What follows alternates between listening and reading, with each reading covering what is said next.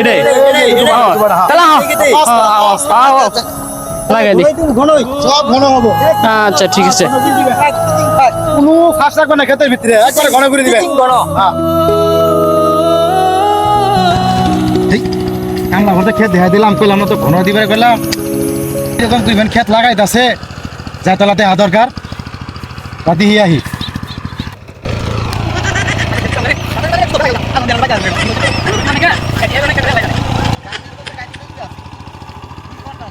I রে